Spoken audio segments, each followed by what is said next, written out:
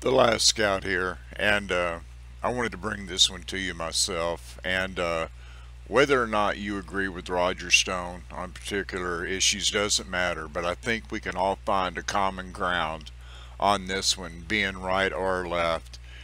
This it's an op-ed from Roger Stone, and I did some looking into it before I decided to go with it. And the name of it is "Government Funds Should Not Be Used for Hurting Dogs, So Stop."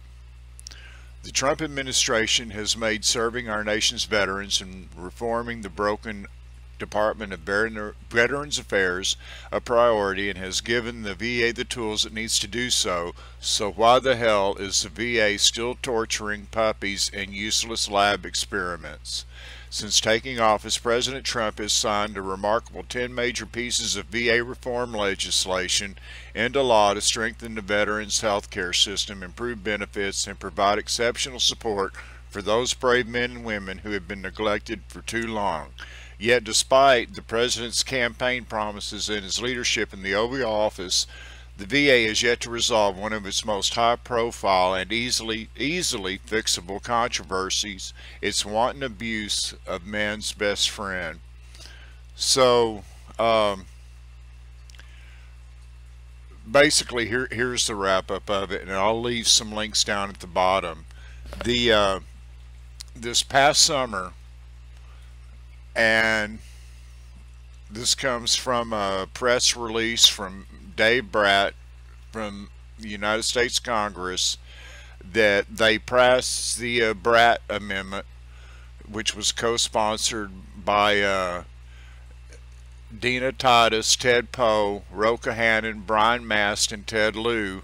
So you've got a combination of Republicans and Democrats in on this bill that basically cut off any funding for the VA to use puppies and dogs for experiments. And this passed on July 26, 2017, but as of today, the U.S. Senate has not passed this bill, has not cut off the funding for these experiments being done by the VA on these dogs and these puppies. And I would let you know that November 30th of 2017, there was an article that showed to where the people at the VA that worked in this puppy dog experiment program at the Veterans Administration were getting bonuses for their work.